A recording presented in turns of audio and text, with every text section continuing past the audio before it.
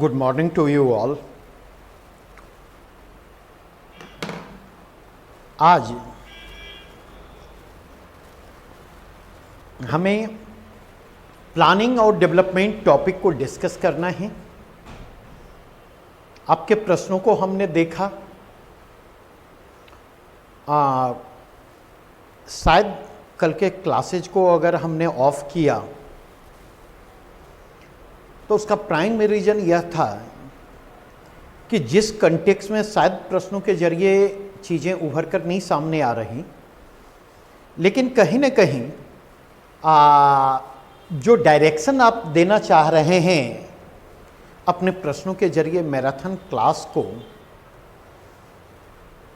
उसको properly respond किया जाए और मतलब वहाँ पर कुछ अलग मिले तो इसके लिए थोड़े से स्पेस की हमें ज़रूरत थी और शायद 1-2 दिन और वो स्पेस मैं लूँगा। प्रश्न यहाँ पर कुछ प्रश्न हमारे सामने हैं। जैसे एक प्रश्न लिखें, मैं शुरू यहीं से कर रहा। यह प्रश्न पूछा जा चुका है लास्ट ईयर, लेकिन मुझे लगता है इस प्रश्न के रेलिवेंस जो हैं वो और आज भी मौजूद हैं और विशेष करके मुझे लगता है कोविड क्राइसिस के बैकड्रॉप में इस प्रश्न की उपयोगिता अब भी बनी हुई है। प्रश्न है, कोविड संकट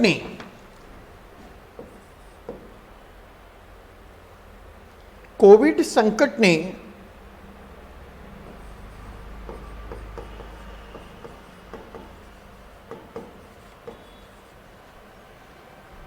राज्य की भूमिका को पुनर्परिभाषित करने की आवश्यकता पर बल दिया है।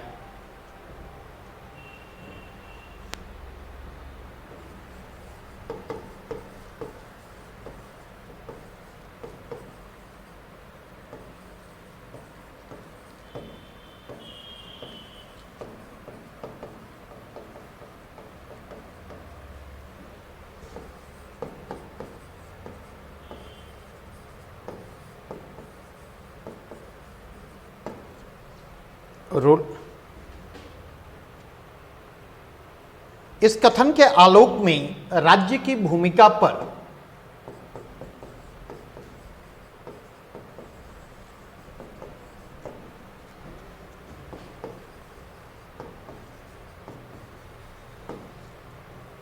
नए सिरे से विचार करें।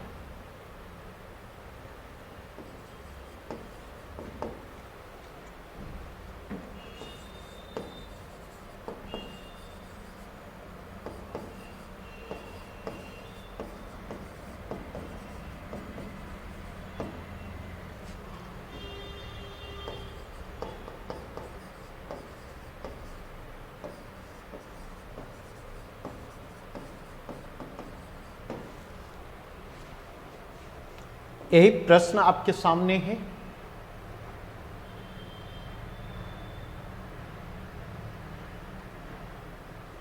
Covid crisis has reinforced the need of redefinition of the role of a state.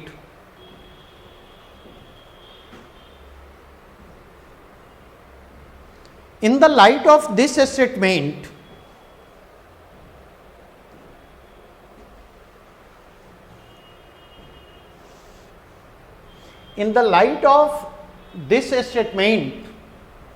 consider the role of a state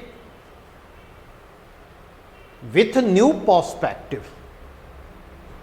अगर इस प्रश्न को देखें तो प्रश्न राज्य की भूमिका पर है और इसका कंटेक्स्ट है कि भारत की मिश्रित अर्थव्यवस्था में, भारत की जो मिक्स्ड इकोनॉमी है, इस मिक्स्ड इकोनॉमी में राज्य का क्या रोल होना चाहिए।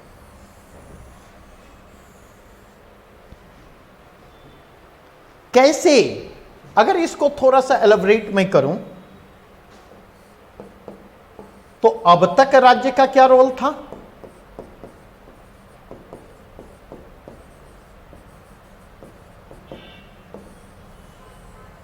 और इसको टिल नाउ लास्ट 3 डिकेड के कंटेक्स्ट में हमें देखना है। ड्यूरिंग लास्ट 3 डिकेड स्टेट का क्या रोल रहा है, और कोविड क्राइसिस जो है किस प्रकार कोविड क्राइसिस इस भूमिका पर क्वेश्चन मार्क उठाती हुई आती है, और किस प्रकार कोविड क्राइसिस उस भूमिका पर प्रश्न खड़े करती हुई क्या करती है? नहीं, कहीं न कहीं रोल ऑफ स्टेट, मतलब एक्टिव रोल ऑफ स्टेट को फोकस करती है।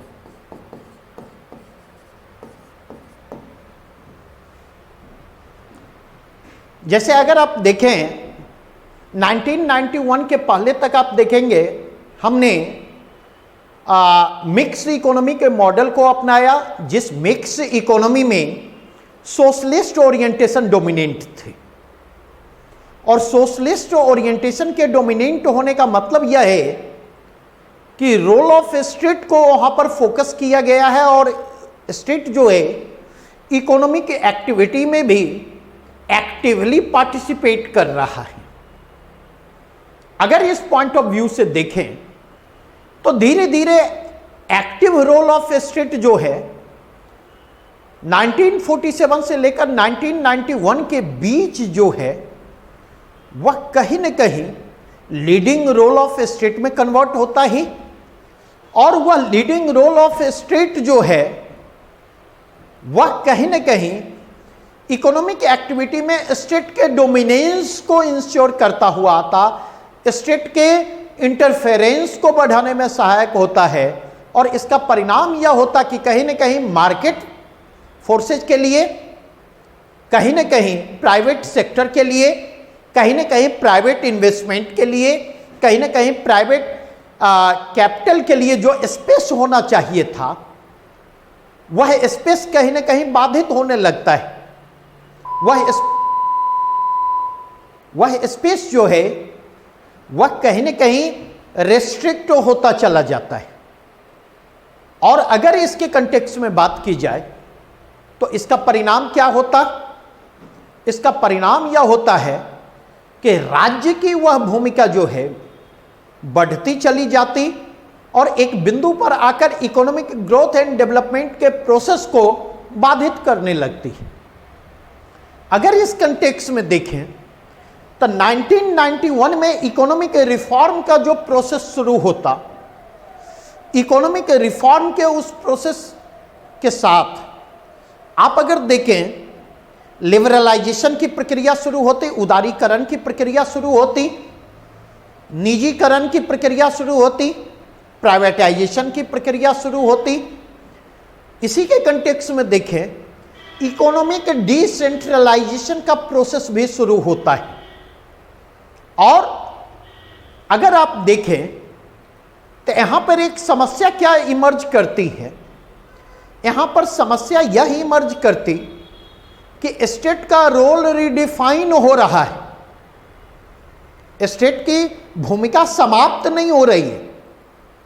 रीडेफिनिशन ऑफ रोल ऑफ स्टेट एक चीज है और स्टेट की भूमिका का समाप्त होते चला जाना यह दूसरी चीज है। दरअसल अगर आप देखें तो स्टेट का जो कंट्रोलिंग अथॉरिटी के रूप में स्टेट का रोल था, इकोनॉमिक एक्टिविटी में जो लार्जर और डीपर इंटरफेरेंस स्टेट का था, उसको कहीं न कहीं इकोनॉमिक रिफॉर्म के प्रोसेस ने रेस्ट्रिक्ट करने का काम किया। और धीरे धीरे एक धारणा उभर करके सामने आती है कि स्टेट को कंट्रोलिंग अथॉरिटी के बजाय रेगुलेटिंग अथॉरिटी के रूप में रोल प्ले करना चाहिए। स्टेट को फैसिलिटेटर के रोल में, सुविधा प्रदायक की भूमिका में राज्य को सामने आना चाहिए, नियामक की भूमिका में सामने आना चाहिए, और स्टेट को कंप्लीमेंट्री रोल में आना चाहिए, पूरक भूमिका में आना चाहिए, ना कि स्टेट को लीडिंग रोल में होना चाहिए। लीडिंग रोल मार्केट को दिया जाए, लीडिंग रोल प्राइवेट सेक्टर को दिया जाए, लीडिंग रोल प्राइवेट कैपिटल और प्राइवेट इन्वेस्टमेंट को दिया जाए, लीडिंग रोल कॉरपोरेट्स को दिया जाए, और स्टेट उनको कंप्लीमेंट करने का काम करे। स्टेट का दो रोल वहां पर है।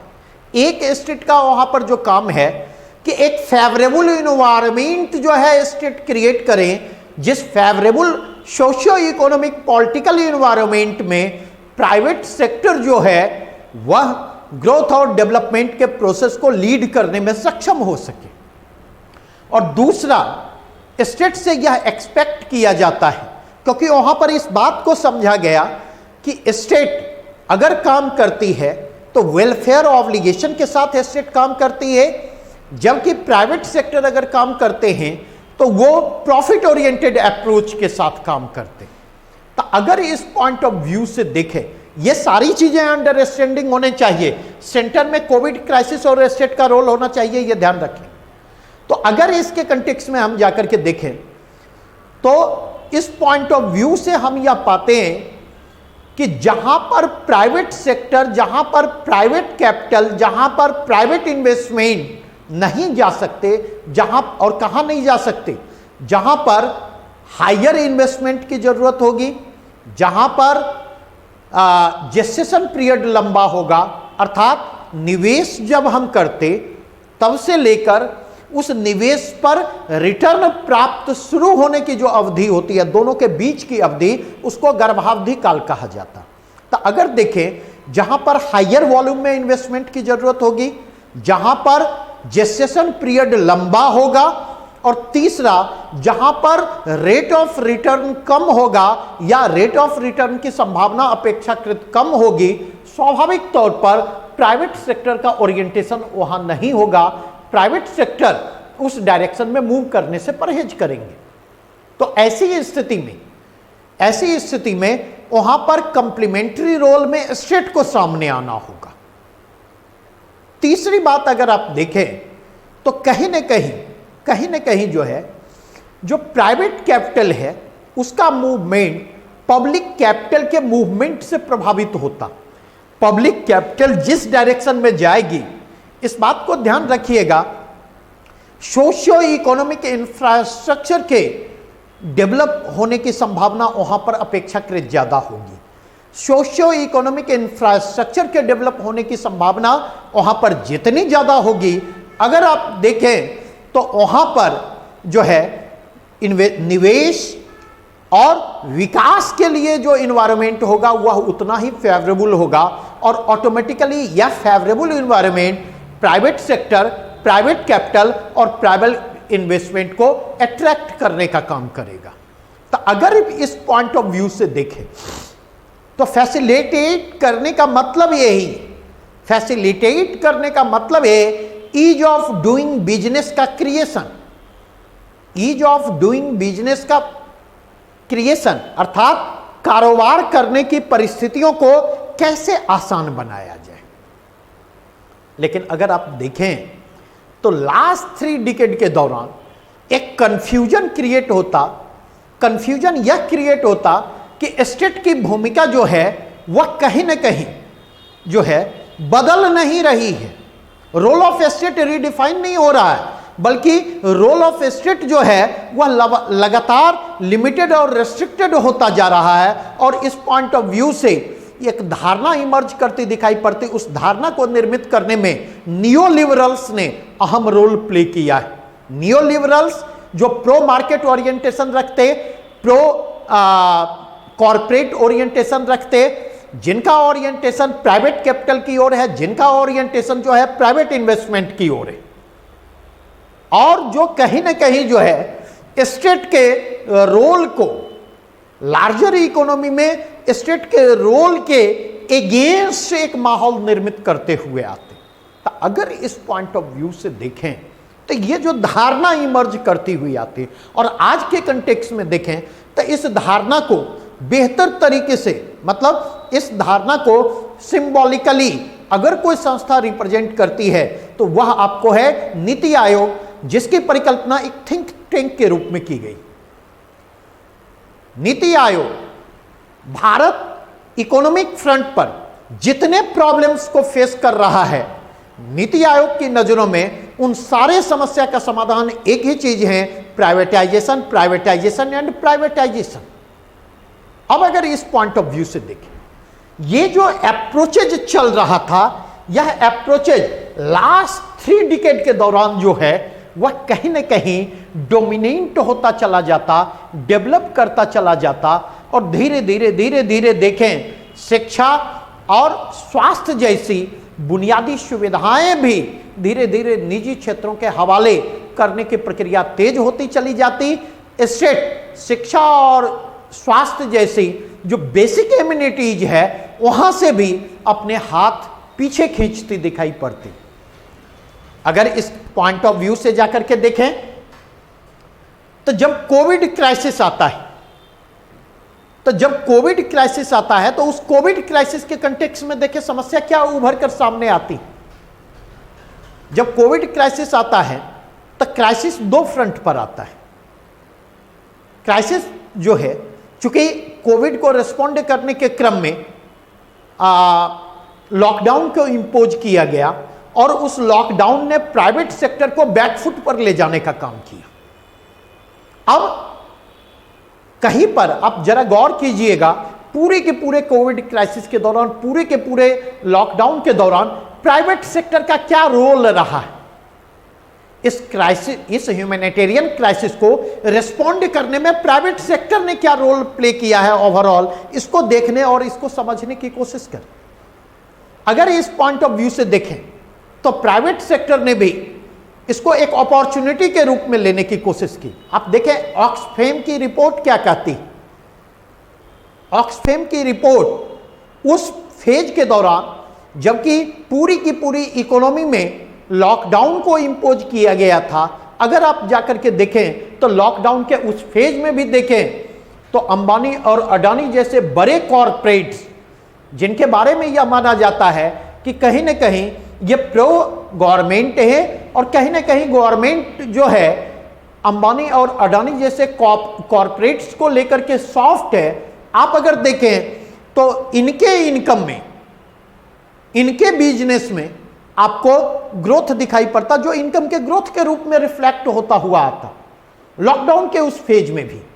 और दूसरा कंटेक्स्ट अगर आप जाकर के देखें तो दूसरा कंटेक्स्ट जो वहां पर इमर्ज करता हुआ आता, वह यह इमर्ज करता है कि कोविड क्राइसिस के इस फेज में भी अगर 2020 के कंटेक्स्ट में देखें तो 2020 में देखें भारत में बिलियनर्स की संख्या में कितनी वृद्धि होती है। ऑक्सफैम की रिपोर्ट उस दिशा में भी इंडिकेट करती हुई आती है। मेरे ख्याल से 38 या 39 नए बिलियनर्स की लिस्ट में शामिल होते हुए आते।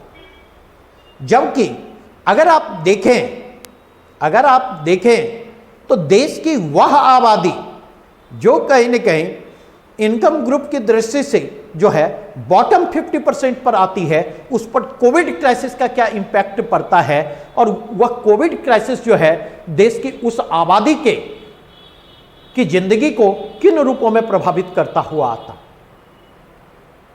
इस एक चीज को माइग्रेंट लेबर क्राइसिस रिस्पॉन्ड करता हुआ आता। और अगर इस पूरे के पूरे कंटेक्स्ट में जाकर के देखें तो माइग्रेंट लेबर क्राइसिस ने कहीं ना कहीं इस बात की आवश्यकता को जन्म दिया कि स्टेट को कहीं ना कहीं एक रेगुलेटिंग अथॉरिटी के रूप में इफेक्टिव रोल प्ले करना होगा, नंबर 1। नंबर 2, स्टेट को मार्जिनलाइज सेक्शन के फेवर में, स्टेट को जो है वह कहीं ना कहीं डिप्राइव्ड सेक्शन के फेवर में हमेशा पॉजिटिव इंटेंशन के साथ इंटरफेयर करना होगा और उसके लार्जर इंटरेस्ट को प्रोटेक्ट करने की दिशा में पहल करनी होगी। तीसरा कंटेक्स्ट है कि स्टेट अपनी रिस्पॉन्सिबिलिटी से विड्रॉ नहीं कर सकती। स्टेट के कंटेक्स्ट में अगर मैं बात करूं तो कोविड क्राइसिस ने यह भी इंडिकेट करने का काम किया, जो बुनियादी सुविधाएं हैं, बुनियादी सुविधाओं की उपलब्धता की दृष्टि से स्टेट को एक्टिव रोल प्ले करना होगा, स्टेट को लीडिंग रोल प्ले करना होगा। जबकि वास्तविकता यह है, आप अगर देखें उसी लॉकडाउन के क्रम में जो क्राइसिस क्रिएट होता, उस क्राइसिस को रेस्पॉन्ड करने में वो चीजें कहां तक सफल है, कहां तक असफल, मैं उस पर नहीं चर्चा करना चाहूंगा। वे चीजें कितनी इफेक्टिव है, मैं उसकी दिशा में नहीं संकेत करना चाहूंगा। लेकिन यह जरूर मैं इंडिकेट करना चाहूंगा, उस क्राइसिस को रेस्पॉन्ड करने के क्रम में आप अगर देखें तो पर यूनिट जितने राशन कार्ड उपलब्ध थे, पर यूनिट 5 केजी अनाज और 1 केजी दाल स्टेट की ओर से फ्री ऑफ कॉस्ट उपलब्ध करवाए जाते हैं। अप्रैल महीने से लेकर के और दिसंबर महीने तक, नवंबर महीने तक की स्थिति को आप देख लें। एक सपोर्ट तो उपलब्ध करवाया, वो समस्या का समाधान नहीं है, लेकिन अगर वह 2% ही उस क्लास को हेल्प करने की स्थिति में है, जो जिसकी फूड और न्यूट्रिशन सिक्योरिटी जो है वह लॉकडाउन के कारण, रोजगार के छिन जाने के कारण, आय के प्रभावित होने के कारण खतरे में पड़ती है, तो कम से कम 2% ही तो वहां है स्टेट हेल्प करने की स्थिति में है।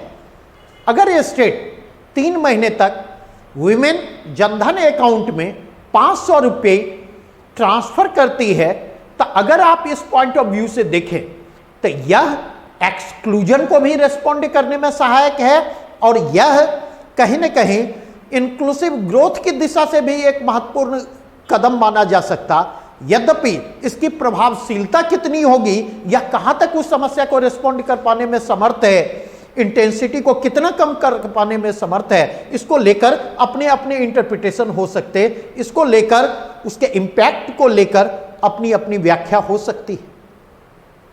अगर इसके कंटेक्स्ट में जाकर के देखें तो तीसरी बात कहूंगा कि अगर बिहार सरकार के द्वारा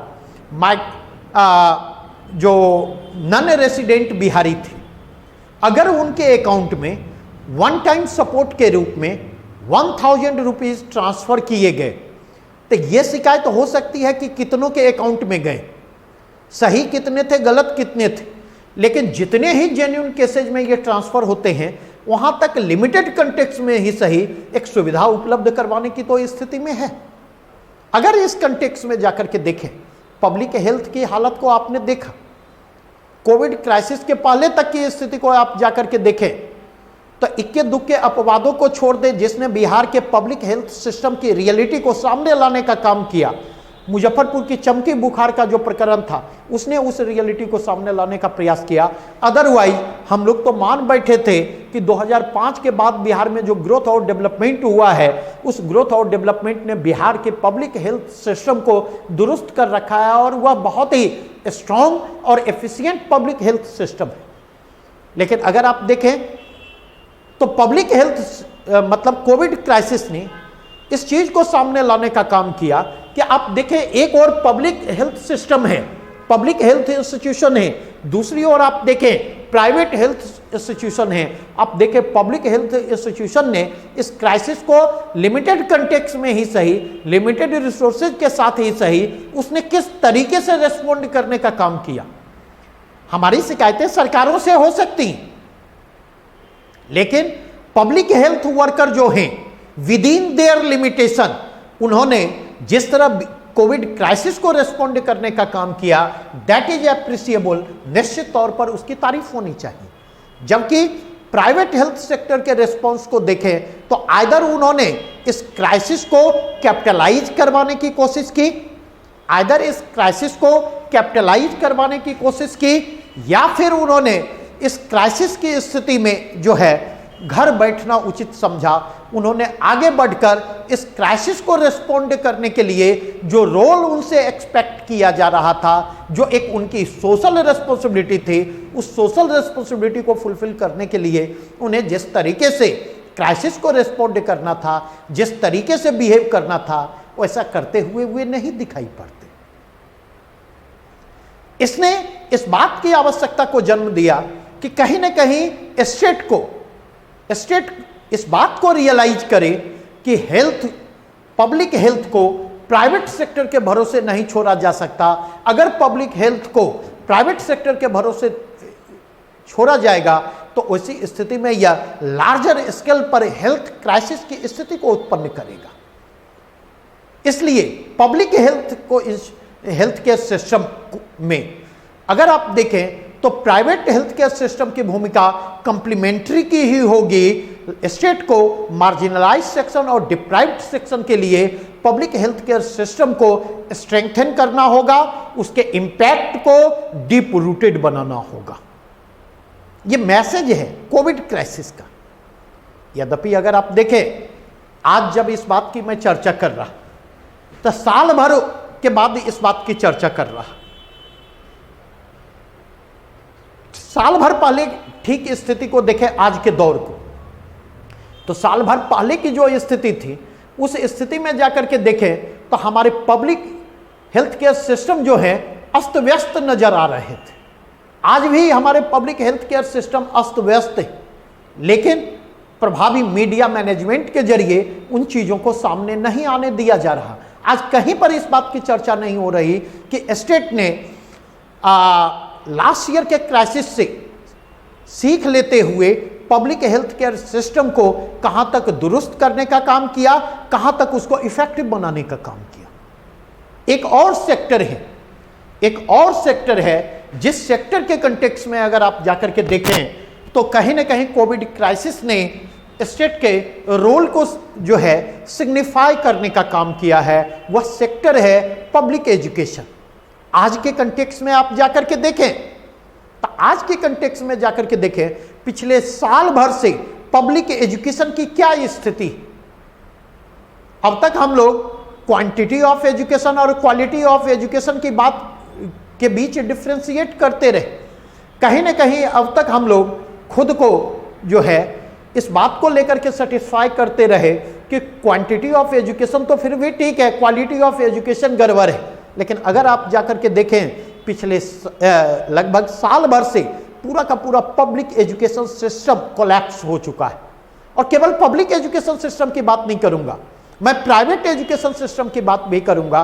प्राइवेट एजुकेशन सिस्टम में भी आप 10% 15% जो लीडिंग प्राइवेट इंस्टीट्यूट्स हैं उनको अगर आप छोड़ दें तो वहां भी तो लगभग एजुकेशनल एक्टिविटी, एकेडमिक एक्टिविटी जो है वह बंद है, क्योंकि उनके पास डिजिटल इंफ्रास्ट्रक्चर नहीं है। जिनके पास डिजिटल इंफ्रास्ट्रक्चर भी है, क्वालिटी ऑफ नेट कनेक्टिविटी इतनी पुअर है कि वह कहीं ना कहीं उसको प्रभावित कर रही है।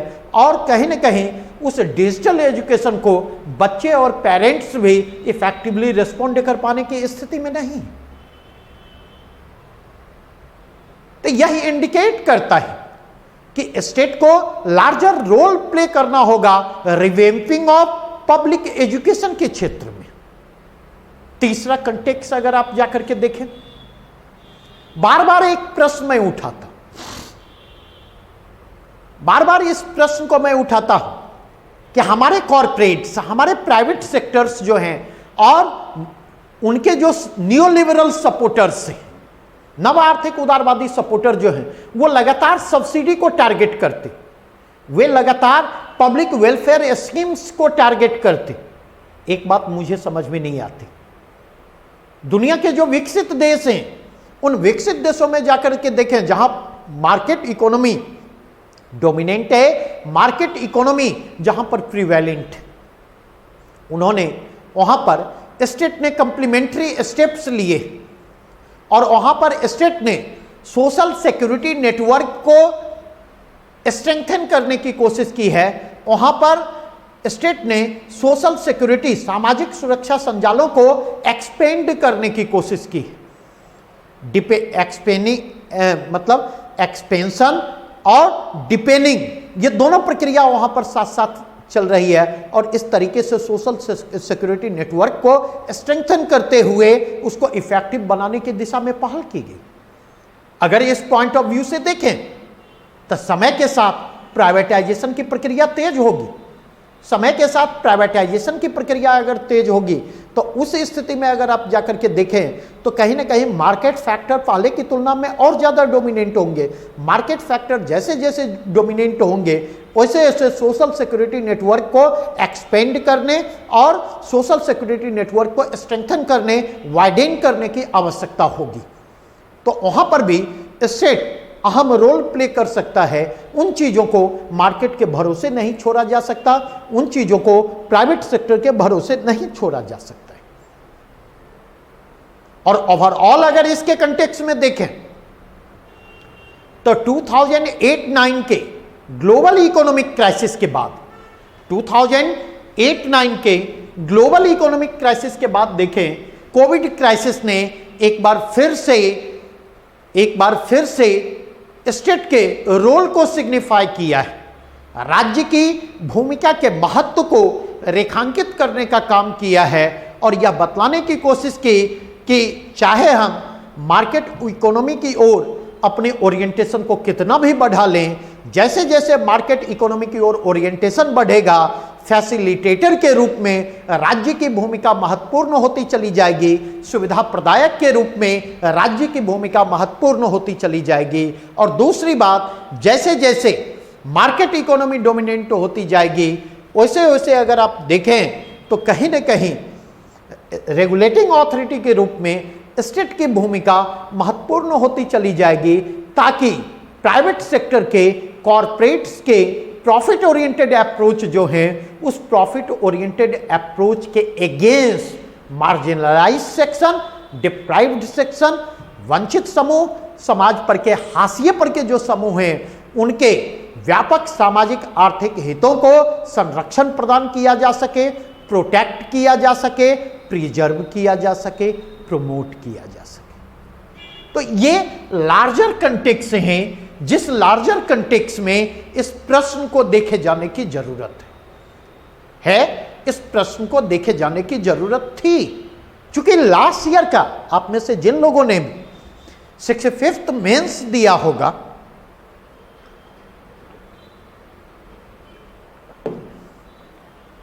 आप में से जिन लोगों ने भी 65th मेंस दिया होगा, जस्ट मिनट,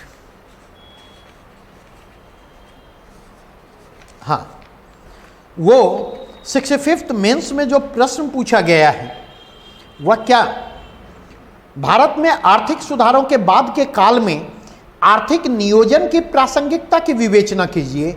इस संदर्भ में समझाइए कि किस प्रकार राज्य और बाजार देश के विकास में एक सकारात्मक भूमिका निभा सकते।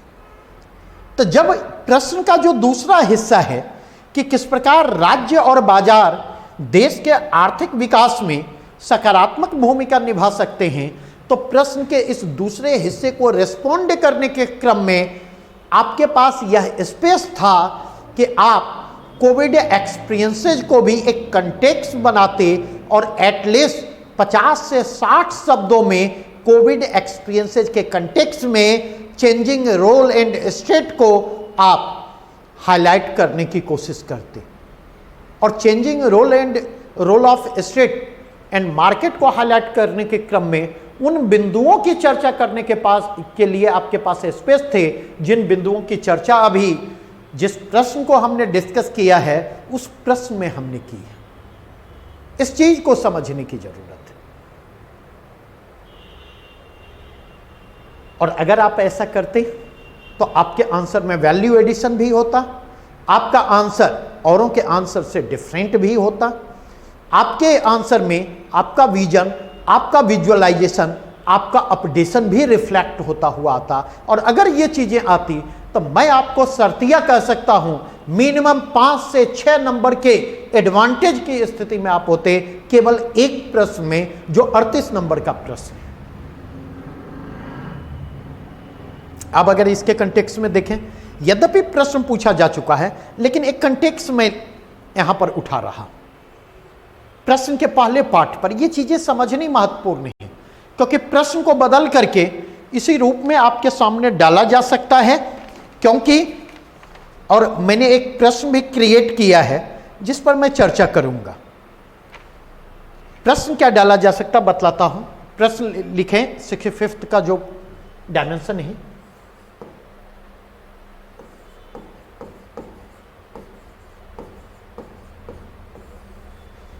प्रश्न है,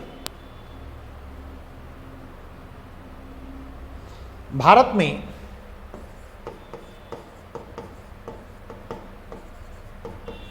आर्थिक सुधारों के बाद के काल में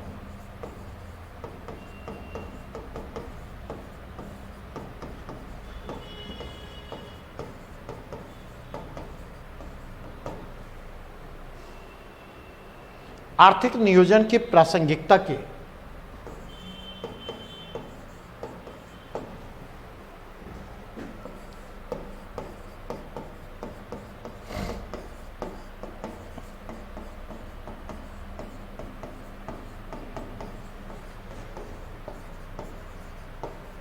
विवेचना कीजिए।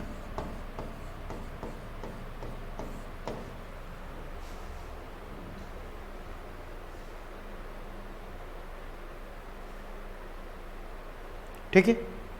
प्रश्न का दूसरा पार्ट था, इस संदर्भ में समझाइए कि किस प्रकार राज्य और बाजार देश के आर्थिक विकास में एक सकारात्मक भूमिका निभा सकते। उसकी चर्चा मैं आपके साथ कर चुका हूं, चर्चा मैं यहां पर करना चाहूंगा।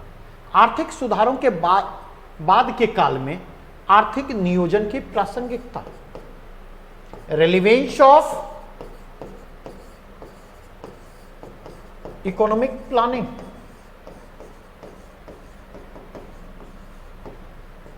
और यह चर्चा करनी है पोस्ट रिफॉर्म फेज में।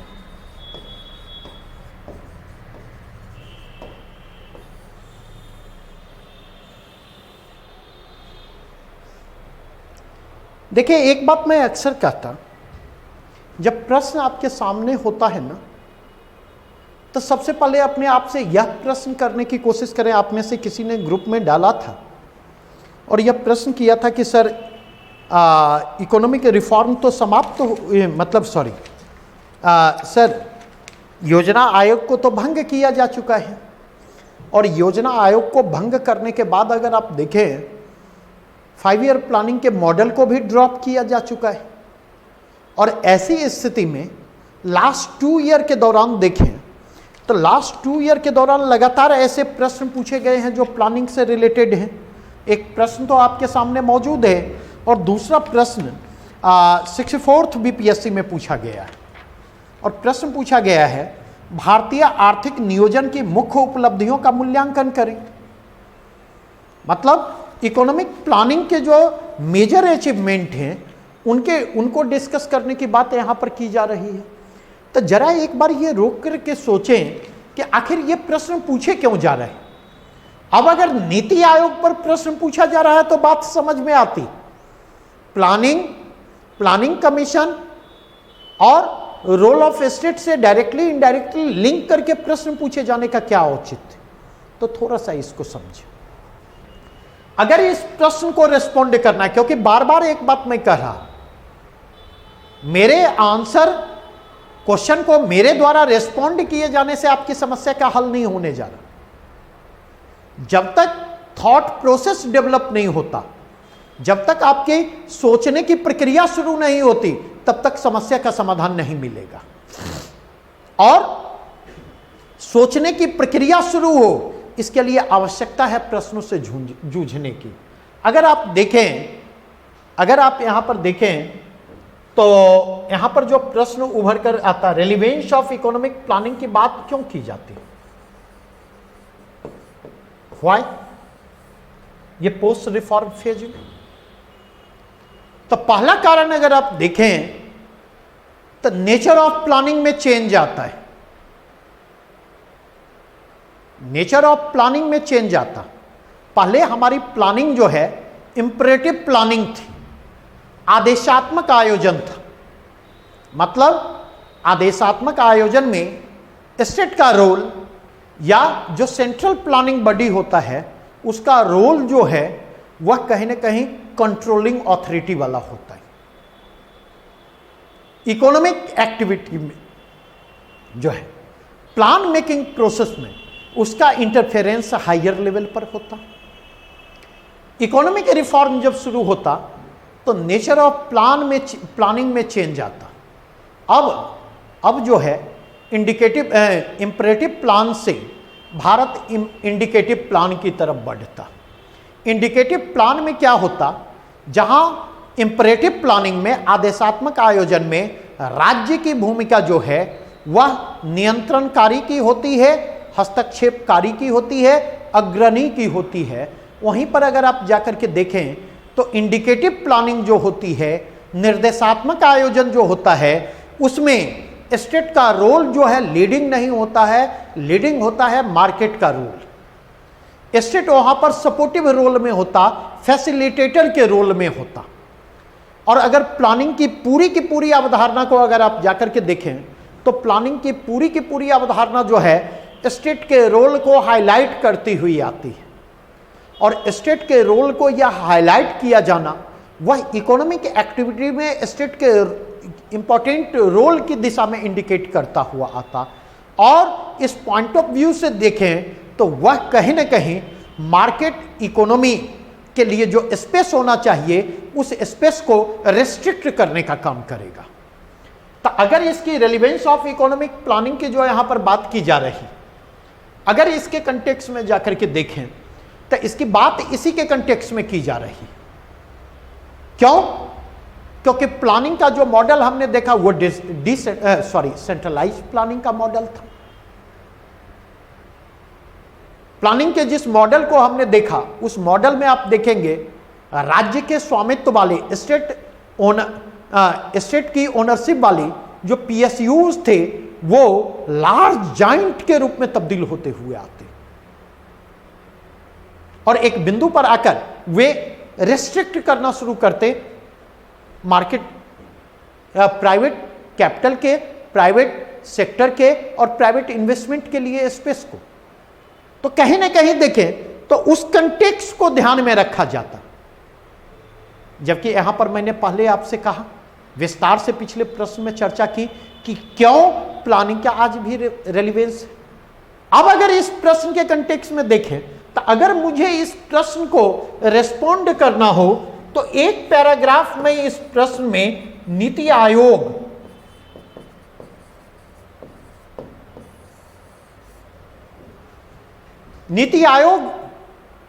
पर भी दूंगा कि किस प्रकार नीति आयोग स्टेट के ओरिएंटेशन में बदलाव को इंडिकेट करती है।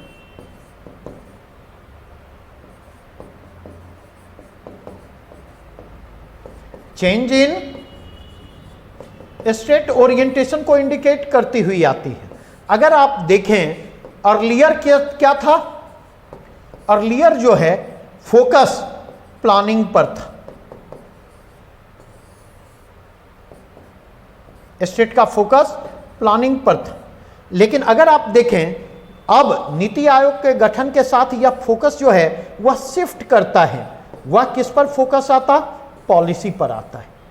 ये शिफ्ट ऑफ फोकस दिखाई पड़ता है।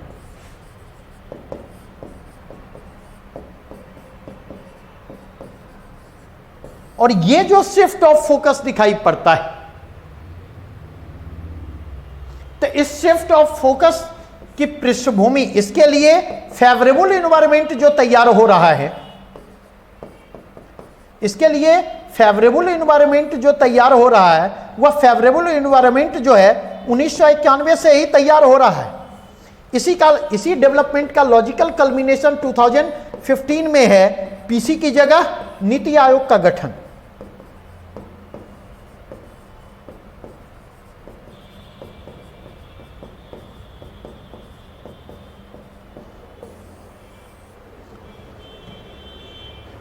पीसी की जगह नीति आयोग का गठन। और अगर इसी के कंटेक्स्ट में मैं आपके साथ बात करूं तो मैं कुछ चीजों की ओर आपको इंडिकेट करना चाहूंगा। किन चीजों की ओर इंडिकेट करना चाहूंगा? तो मैं आपको इंडिकेट करना चाहूंगा कुछ एक्सपीरियंसेस की ओर। प्रीवियस एक्सपीरियंसेस क्या कहते हैं? और अगर प्रीवियस एक्सपीरियंसेस की बात करूं तो मैं दो एक्सपीरियंसेस की बात करूंगा। हमने क्या किया? प्लानिंग कमीशन को हमने डंप कर दिया, भंग कर दिया प्लानिंग कमीशन को, उसकी जगह पर नीति आयोग का आगमन हो गया। वेल एंड गुड, अच्छा हुआ, होना चाहिए था। दूसरा, इसी के साथ हमने क्या किया, गलत या नहीं है, गलत क्या है, हमने प्लानिंग के मॉडल को ही ड्रॉप कर दिया, हमारा पूरा का पूरा फोकस नीति पर शिफ्ट किया। सवाल यह उठता, नीति आपने बना ली, सवाल यह उठता अगर उन नीतियों को इंप्लीमेंट न किया जाए तो फिर नीतियां बनाने का क्या फायदा। और नीतियों को अगर निर्धारित लक्ष्यों तक ले जाना है और लक्ष्यों की उपलब्धि को सुनिश्चित करनी है तो उसके लिए इफेक्टिव इंप्लीमेंटेशन को इंश्योर करना होगा। और इफेक्टिव इंप्लीमेंटेशन के लिए आपके पास प्लान होने चाहिए, आपके पास स्ट्रेटजी होनी चाहिए। अगर प्लान और स्ट्रेटजी होगी आप उसको इफेक्टिवली इंप्लीमेंट कर पाएंगे। अगर प्लान या स्ट्रेटजी नहीं होगी तो आपको वही समस्या उभर करके आएगी जिस समस्या को आज हमारा देश फेस कर रहा है। अगर आप देखें चाइना के ही कंटेक्स्ट में जाकर के देखें तो चाइना के कंटेक्स्ट में देखें, हमने जो नीति आयोग का गठन किया, अगर मैं यहां पर कहना चाहूं तो वर्तमान सरकार 2014 से भारत को चीन में कन्वर्ट करने की कोशिश में लगी हुई है। और ये इसका पॉजिटिव एस्पेक्ट भी है, ये उसका निगेटिव एस्पेक्ट भी है। चीनी एनडीआरसी की तर्ज पर नीति आयोग का गठन किया गया भारत में भी, लेकिन अगर इस कंटेक्स्ट में जाकर के देखें तो चीनी ने नेशनल डेवलपमेंट रिफॉर्म काउंसिल का ही गठन नहीं किया, बल्कि चाइना के कंटेक्स्ट में अगर आप जाकर के देखें तो उसने उसको स्टेट प्लानिंग कमीशन के जरिए कंप्लीमेंट भी करने की कोशिश की। अगर आप देखें स्टेट प्लानिंग कमीशन को स्ट्रेंथन किया गया, स्टेट प्लानिंग कमीशन को एक बॉडी के रूप में जो है वह कहीं ना कहीं इफेक्टिव बनाया गया है। और अगर इस पॉइंट ऑफ व्यू से जाकर के देखें तो उस स्टेट प्लानिंग कमीशन के जरिए चाइना ने अपने ग्रोथ को डेवलपमेंट में कन्वर्ट करने में अहम भूमिका निभाई है, अपने ग्रोथ को इंक्लूसिव बनाने में अहम भूमिका निभाई है, अपने ग्रोथ की सस्टेनेबिलिटी को इंश्योर करने का प्रयास किया है। चाइना ने तो एनडीआरसी के कॉन्स्टिट्यूशन के बाद स्टेट प्लानिंग कमीशन को जो है डिसॉल्व नहीं किया, जैसा हमने प्लानिंग कमीशन के साथ किया। उसी तरह अगर आप जाकर के देखें ईस्ट एशियन और साउथ ईस्ट एशियन एक्सपीरियंसेस की बात मैं करना चाहूंगा। अगर आप देखें तो ईस्ट एशियन कंट्री और साउथ ईस्ट एशियन कंट्री वे देश थे जो वाशिंगटन कंसेंसस की पृष्ठभूमि में 1980s के लेट 1980s में जिन्होंने इकोनॉमिक रिफॉर्म के एजेंडे को स्वीकार किया। और अगर आप जाकर के देखें उन्होंने इंडस्ट्रियलाइजेशन का एक खाका तैयार किया, लेकिन वहां पर भी जाकर के देखें तो वाशिंगटन कंसेंसस और इकोनॉमिक रिफॉर्म के एजेंडे को स्वीकार करने के बावजूद ईस्ट एशियन कंट्री और साउथ ईस्ट एशियन कंट्री ने क्या किया, प्लानिंग के मॉडल को ड्रॉप नहीं किया, बल्कि अपने इंडस्ट्रियलाइजेशन को भी प्लान करने की कोशिश की। और उसने 5 ईयर प्लान के जरिए या लॉन्ग टर्म प्लान के जरिए उसको इफेक्टिवली इंप्लीमेंट करने का प्रयास किया। और अगर आप देखें तो उनके अचीवमेंट जो है रिमार्केबल नहीं। अगर आप देखें तो उन्होंने जो है प्लानिंग इंस्टीट्यूशंस के जरिए उस अचीवमेंट को इंश्योर करने की कोशिश की, लेकिन एट द सेम टाइम अगर आप जाकर के देखें लैटिन अमेरिकन कंट्री को देखें, कैरिबियन कंट्री को जाकर के देखें, सब सहारा अफ्रीकन कंट्री को जाकर के देखें, वहां पर अगर आप जाकर के देखें तो इन्होंने क्या किया, इन्होंने इन पर वाशिंगटन कंसेंसस के तहत नियोलिबरल इकोनॉमिक एजेंडे को जो है थोपा गया। लिबरलाइजेशन, प्राइवेटाइजेशन, ग्लोबलाइजेशन को इन पर इंपोज किया गया। इन्होंने प्लानिंग के मॉडल को छोड़ा, इन्होंने प्लानिंग इंस्टीट्यूशन को कोलैप्स होने दिया। और उसका परिणाम क्या होता है, आज अगर लैटिन अमेरिका के हालत को देखें, आज अगर कैरिबियन कंट्री को जाकर के देखें, आज अगर सब सहारन अफ्रीका को जाकर के देखें, तो सवाल यहां पर यह उभर करके सामने आता कि इंडियन इकोनॉमी जो कि लार्जर स्केल पर सोशियो इकोनॉमिक एक्सक्लूजन के चैलेंजेस को फेस कर रही है, इंडियन इकोनॉमी जो ग्रोथ और डेवलपमेंट को सस्टेनेबल बनाए रखने के लिए स्ट्रगल कर रही है, इंडियन इकोनॉमी जो कहीं ना कहीं जॉबलेस ग्रोथ के चैलेंजेस को फेस कर रही है, इंडियन इकोनॉमी जो इंफ्रास्ट्रक्चरल कंस्ट्रेंट को फेस कर रही है, इंडियन इकोनॉमी जो अपने मैन्युफैक्चरिंग सेक्टर को ट्रांसफॉर्म करने में अब तक असफल रही है। क्या बिना प्लान किए और क्या बिना ऐसी किसी प्लानिंग बॉडी के, क्या आपको लगता है कि इनको इफेक्टिव तरीके से रिस्पॉन्ड किया जा सकता है? और अगर इन सब की बात कर रहे हैं, अगर इस कंटेक्स्ट में हम देख रहे हैं, आज भी अगर आप जाकर के देखें कुछ मेजर निर्णय लिए गए हैं सरकार के द्वारा पिछले कुछ वर्षों में। डीमोनेटाइजेशन का निर्णय लिया गया। देखिए प्लान की उपेक्षा का क्या परिणाम होता है। प्लानिंग को अगर आप इग्नोर करेंगे तो उसके क्या रिपरकशंस हो सकते। डीमोनेटाइजेशन की ट्रेजेडी को याद करें, जीएसटी की ट्रेजेडी को याद करें, और अगेन अगर आप देखें तो लॉकडाउन को भी जिस तरह डीमोनेटाइजेशन को लागू किया गया है, जिस तरह से जीएसटी को लागू किया गया, उसी तरीके से लॉकडाउन को लागू किया गया है अब्रप्टली। आज अगर देखें कल से स्थिति कहीं ज्यादा विभत्स है। कोविड क्राइसिस का सेकेंड वेव चल रहा है और कोविड क्राइसिस के सेकेंड वेव को इमीडिएट रिस्पॉन्ड करने की आवश्यकता है, क्योंकि आने वाला 4 से 5 सप्ताह जो है बहुत खतरनाक होने जा रहा है। लेकिन उसके बावजूद देखें हम हिम्मत नहीं जुटा पा रहे हैं पिछले साल जैसे कदम को लेने की। इसलिए क्योंकि हमारे पास प्लान नहीं था। पिछले बार भी प्लान नहीं था और अभी भी हमारे पास प्लान नहीं है। तो ये वे कंटेक्स्ट हैं जिस कंटेक्स्ट के जरिए आप अपने आंसर में वैल्यू एडिशन को इंश्योर कर सकते हैं। आप अपने आंसर में जो है आंसर को इनरिच्ड बना सकते हैं। आप अपने आंसर के जरिए आप अपने विजन और विजुअलाइजेशन को रिफ्लेक्ट करवा सकते हैं। आप अपने आंसर के जरिए आप अपने अपडेशन के बारे में एग्जामिनर को इंडिकेट कर सकते हैं। और ये सारे काम आप रट करके नहीं कर सकते। इसके लिए चीजों की समझ आपके पास होनी चाहिए, कंप्रीहेंसिव अंडरस्टैंडिंग होनी चाहिए। और इसलिए आप लगातार देखें, मैं लगातार ऐसे प्रश्नों को उठा रहा हूं जिन प्रश्नों के जरिए आपके विजन और विजुअलाइजेशन को डेवलप किया जा सके। अगर वह विजन विजुअलाइजेशन डेवलप्ड है तो प्रश्न के डिमांड के हिसाब से आप आंसर को कंस्ट्रक्ट करने की स्थिति में होंगे। और अगर वह विजन और विजुअलाइजेशन डेवलप्ड नहीं है तो आप उस आंसर को रिस्पॉन्ड करने की स्थिति में नहीं होंगे।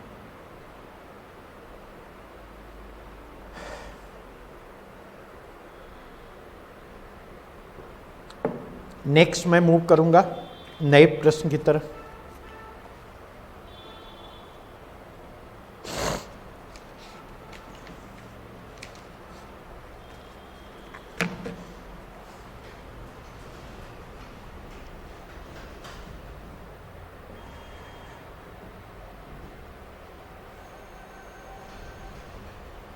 एक प्रश्न बिहार के कंटेक्स्ट में मैं पिक कर रहा। Do you think that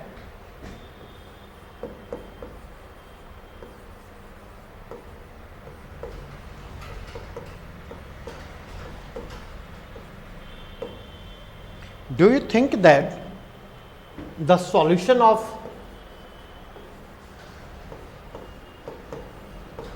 the problems of Bihar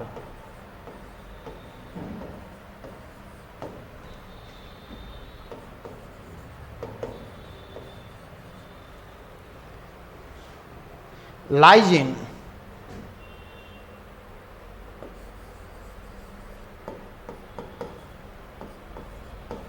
regional planning,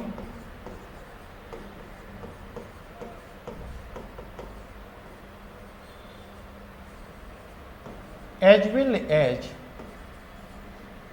decentralized planning.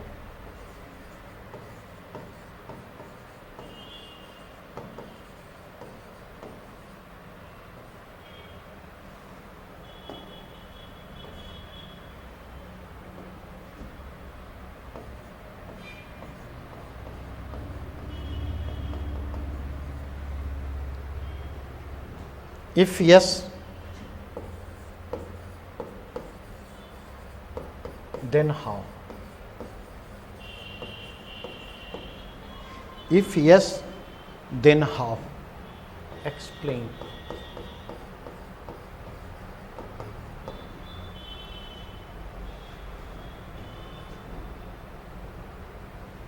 अब अगर देखें तो पहले स्ट्रक्चर को समझ लें, फिर हम आपके साथ प्रश्न को जैसे डिस्कस कर रहे हैं वैसे हम डिस्कस कर देंगे। यहाँ पर बात की जा रही है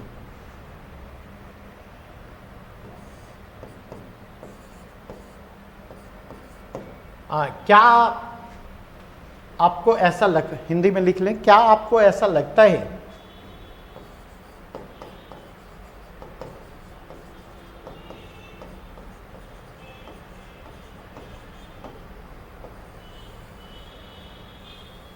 क्या आपको ऐसा लगता है कि क्षेत्रीय आयोजन और विकेंद्रीकृत आयोजन, क्षेत्रीय आयोजन और विकेंद्रीकृत आयोजन बिहार की समस्याओं का समाधान है? बिहार की समस्याओं का समाधान है।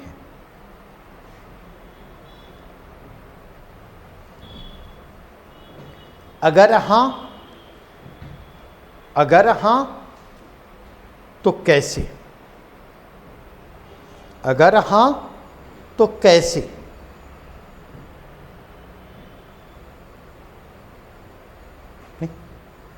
सबसे पहले हमें ये तो पता चले, इन ब्रीफ, बहुत विस्तार में हमें नहीं जाना है,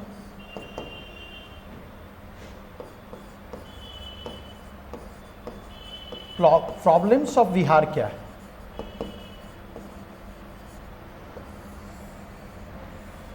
बिहार की समस्या क्या है पहले हम ये तो समझें,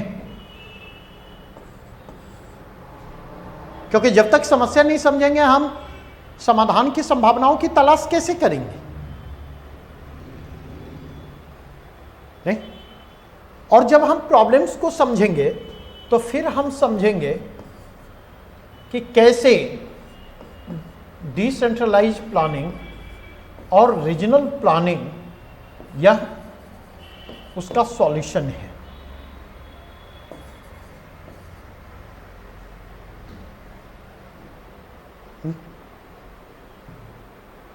अब अगर बिहार के प्रॉब्लम्स को देखें, कुछ की टर्म को पकड़ने की कोशिश करें, और जब की टर्म को पकड़ने की कोशिश करेंगे तो आप क्या पाते हैं? तो आप पाते हैं रूरल एग्रेरियन इकोनॉमी प्राइमरली। इस रूरल एग्रेरियन इकोनॉमी की सबसे बड़ी समस्या क्या है? वाटर रिसोर्स मैनेजमेंट इसके समक्ष मौजूद सबसे बड़ी चुनौती है, सबसे बड़ी चुनौती। तीसरा, अगर इस कंटेक्स्ट को देखें तो तीसरी चीज जो यहां पर इमर्ज करती हुई आती है वह यह कि यह लेबर सरप्लस इकोनॉमी।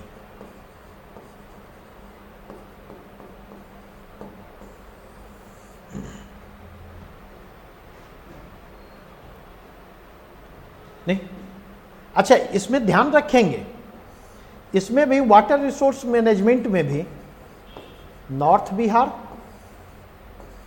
और साउथ बिहार की अलग अलग चुनौती, दोनों के अलग अलग चैलेंजेज। नॉर्थ बिहार अगर फ्लड है अफेक्टेड, तो साउथ बिहार जो है वो ड्रॉट अफेक्टेड है। अगर इसके कंटेक्स्ट में हम जाकर के देखें, at all socio economic parameter,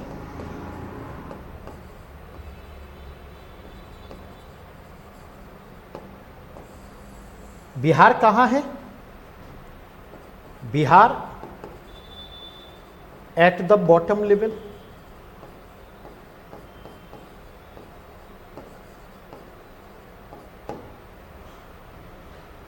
Bihar bottom पर है।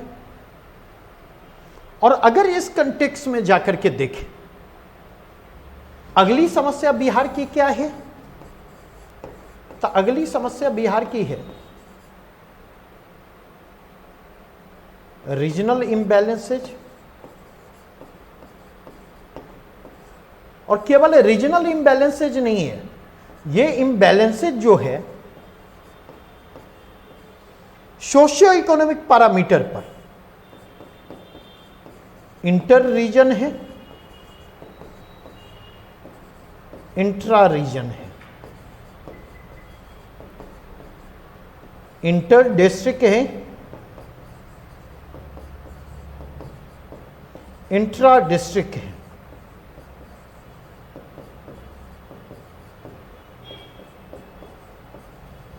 इंटर ब्लॉक है, इंटर सब डिवीजन है,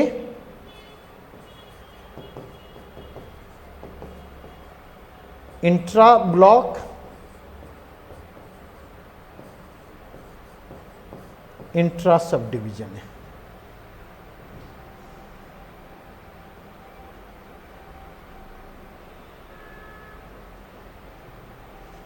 नहीं, अगर इस लार्जर कंटेक्स्ट में, अगर ये आपको एजुकेशनल पैरामीटर पर आप इस चीज को देख सकते हैं, हेल्थ पैरामीटर पर आप इसको देख सकते हैं, आप मैटरनल मोर्टेलिटी रेट के पैरामीटर पर देख सकते हैं, चाइल्ड मोर्टेलिटी रेट के पैरामीटर पर देख सकते हैं। अगेन अगर आप चले जाएं तो इन्फेंट मोर्टेलिटी रेट के फ्रंट पर इन चीज़ों को देख सकते हैं। इवन अगर आप देखें पॉपुलेशन, मतलब अगर आप देखें इसको जो है डेमोग्राफी और रिसोर्सेज के कंटेक्स्ट में भी इस इम्बैलेंसेज को देख सकते।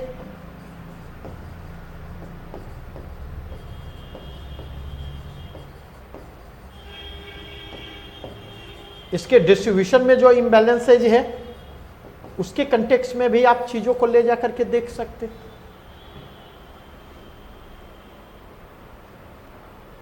और अगर इसके कंटेक्स्ट में देखें, नहीं, अगर आप इसी के कंटेक्स्ट में देखें तो अगेन थोड़ा सा मैं अगर आगे बढ़ूं तो मैं इंडिकेट करना चाहूंगा diverse agro climate,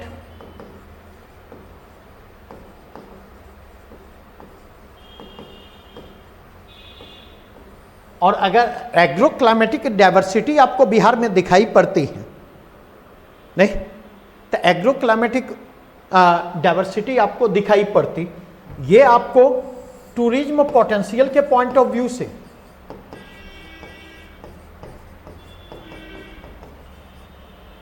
tourism potential के पॉइंट ऑफ व्यू से आपको डाइवर्सिटी दिखाई पड़ती। नहीं, अगर आप देखें इसी के कंटेक्स्ट में तो API, agro processing industry, food processing industry, एक लार्जर कंटेक्स्ट में देखें तो ये चीजें दिखाई पड़ेंगी। लेकिन एग्रो प्रोसेसिंग इंडस्ट्री और फूड प्रोसेसिंग इंडस्ट्री के कंटेक्स्ट जो हैं वो आपको बदलते चले जाएंगे जैसे जैसे डाइवर्स एग्रो क्लाइमेट में आप इंटर करेंगे, जैसे डिफरेंट एरिया, डिफरेंट रीजन में आप इंटर करेंगे। तो अगर इस पॉइंट ऑफ व्यू से जाकर के देखें, नहीं, यह आपको पर कैपिटा इनकम के फ्रंट पर आपको ये डिफरेंसेस दिखाई पड़ेंगे। पटना का पर कैपिटा इनकम जो है वह 60,000 पर मंथ, 16, हाँ, पटना का पर कैपिटा इनकम जो है अगर आप जाकर के देखें 60,000 है, लेकिन सुपौल मधेपुरा शिवहर में जाकर के देखें तो ये 10,000 से भी कम है। इकोनॉमिक सर्वे ऑफ बिहार कहता है, उसमें रिपोर्ट किया गया है कि 12 जिले जो हैं अगर उनके कंटेक्स्ट में देखा जाए तो वहां पर कैपिटा इनकम जो है वह अलार्मिंग लेवल पर है, और 12 डिस्ट्रिक्ट में पर कैपिटा इनकम की अलार्मिंग लेवल पर होना जो है यह कहीं ना कहीं उस क्राइसिस की दिशा में इंडिकेट करता है। अगर आप इसके कंटेक्स्ट में देखें तो यह ग्रोथ एंड डेवलपमेंट के क्राइसिस की दिशा में संकेत करता हुआ आता। अगर इसके कंटेक्स्ट में आप जाकर के देखें तो अदर बिंदु जो मैं उठाना चाहूंगा आप इलेक्ट्रिसिटी पावर कंजम्पशन के पॉइंट ऑफ व्यू से आप जाकर के देखें। पावर कंजम्पशन के पॉइंट ऑफ व्यू से आपको अलग अलग स्थितियां दिखाई पड़ेंगी जिलावार।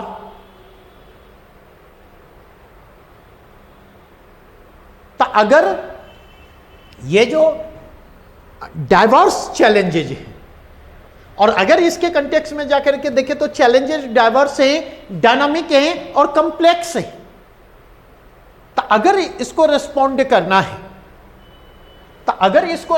करना है तो उसमें रीजनल प्लानिंग और उसमें जो है डिसेंट्रलाइज प्लानिंग जो है वह अहम रोल प्ले कर सकता। और अगर हम डिसेंट्रलाइज प्लानिंग और रीजनल प्लानिंग की बात करते तो इस कंटेक्स्ट में मैं कहूंगा स्टेट प्लानिंग बोर्ड,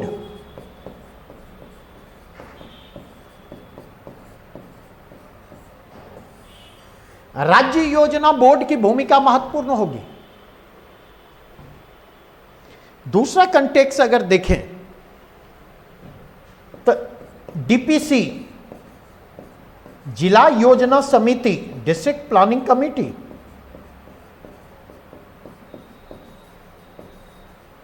इसकी भूमिका महत्वपूर्ण होगी। अपार्ट फ्रॉम दैट देखें लोकल सेल्फ बॉडी की भूमिका, स्थानीय संस्थाओं की भूमिका इसमें महत्वपूर्ण होनी है।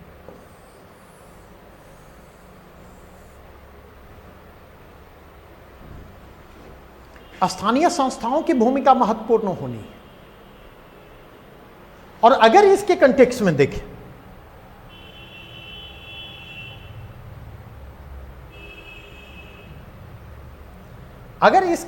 में हम देखें तो सवाल यह उठता, इन दोनों की महत्वपूर्ण भूमिका की बात कर रहे हैं नहीं, तो यहां पर आप ये महत्वपूर्ण भूमिका की बात कर रहे हैं कि इनके पास प्लान मेकिंग की ऑथोरिटी होनी चाहिए। प्लान्स के कंटेक्स्ट में अगर आप देखेंगे डिसीजन मेकिंग की ऑथोरिटी होनी चाहिए।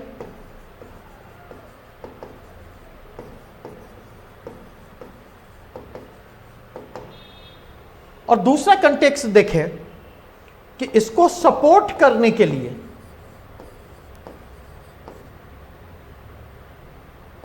मतलब it must be supported by resources और एक्सपर्टाइज, ह्यूमन रिसोर्सेज।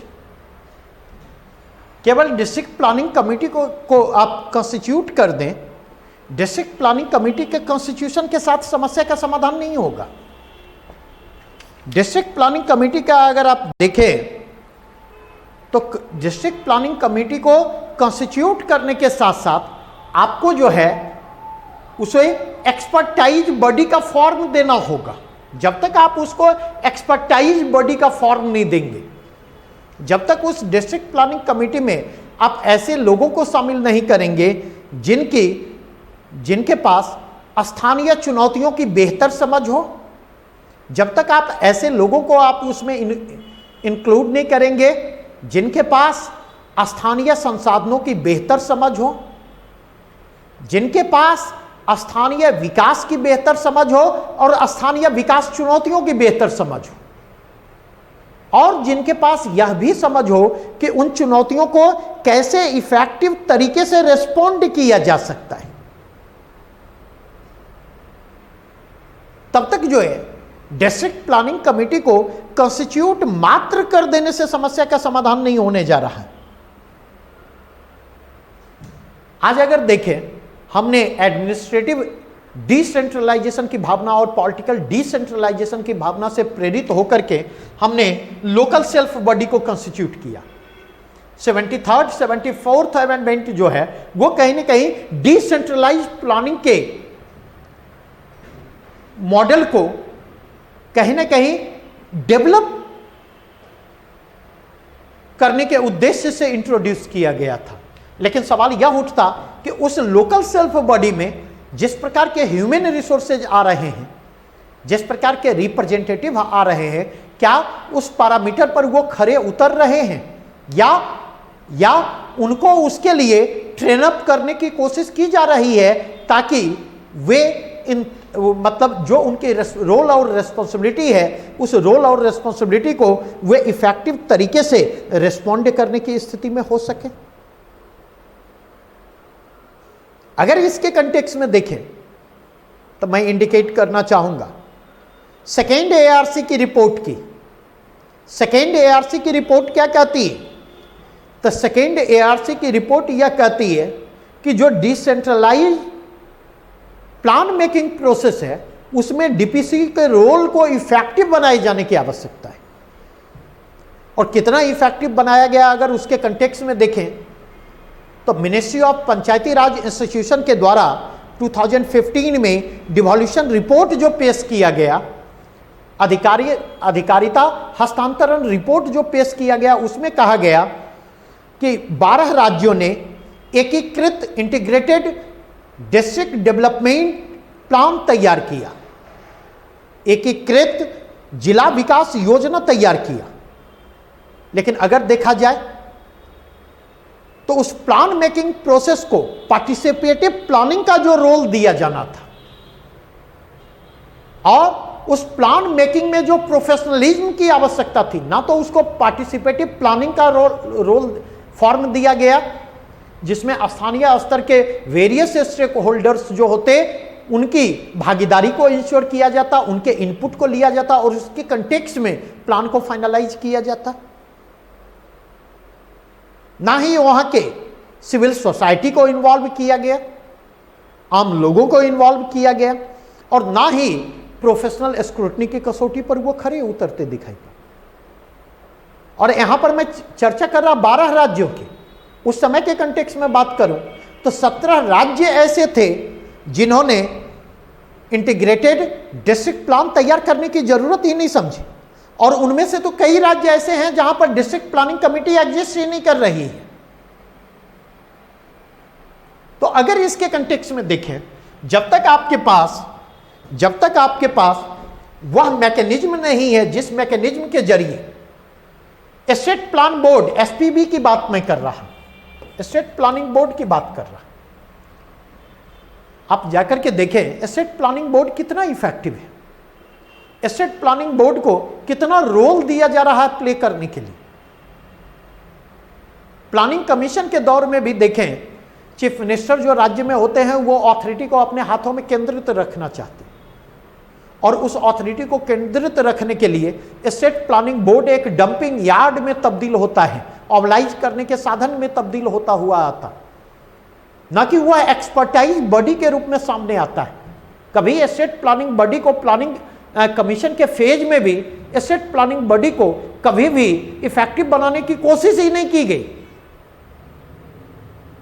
और इफेक्टिव बनाने की कोशिश ही नहीं की गई। तो अब मैं आपसे पूछ रहा हूं नीति आयोग का जो फेज है, एक प्रश्न अभी इसके बाद में चर्चा करूंगा, नीति आयोग का जो फेज है, नीति आयोग के फेज में देखें जहां पर प्लानिंग के मॉडल को ही ड्रॉप कर दिया गया, जहां पर प्लानिंग की जरूरत ही नहीं समझी जा रही,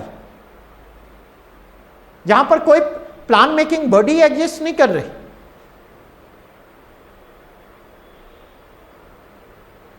क्या आपको लगता है सिर्फ बॉटम अप अप्रोच की बात कर लेने से डिसेंट्रलाइज प्लानिंग की शुरुआत हो जाएगी?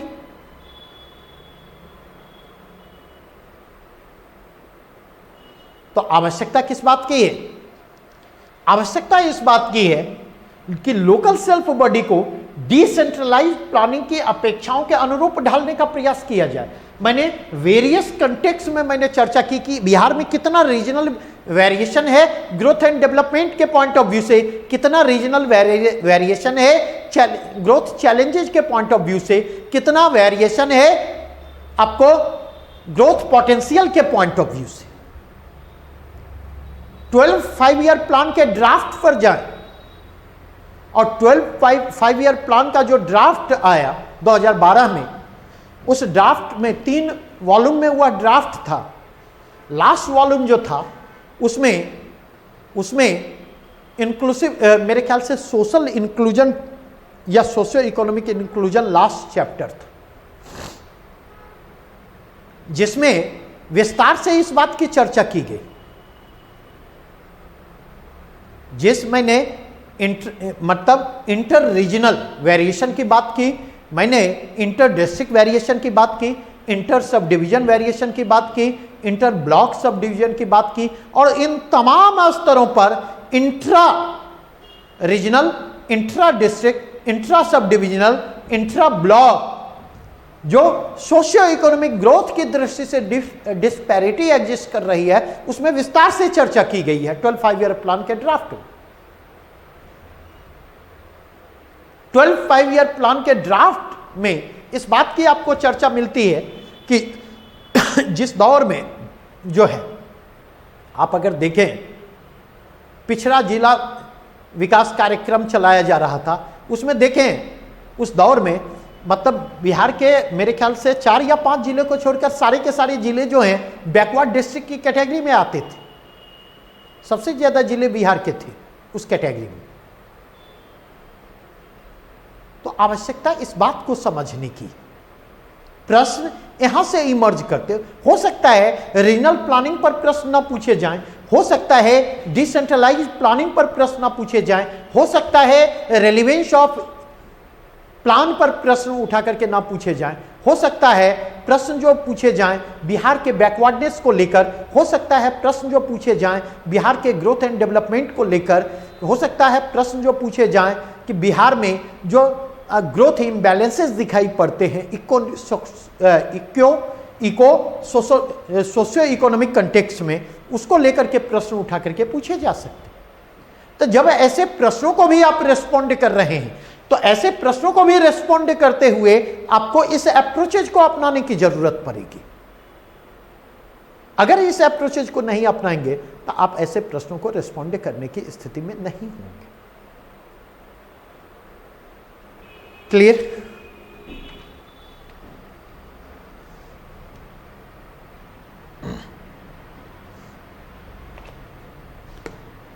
और हमेशा ध्यान रखें, जब इसकी चर्चा आती है ना, एक नई चीज ऐड ऑन कर लें। जब डीपीसी की चर्चा आती है तो डीपीसी के कंटेक्स्ट में अगर आप जाकर के देखें तो कोलाम मॉडल ऑफ केरला की बात होती है।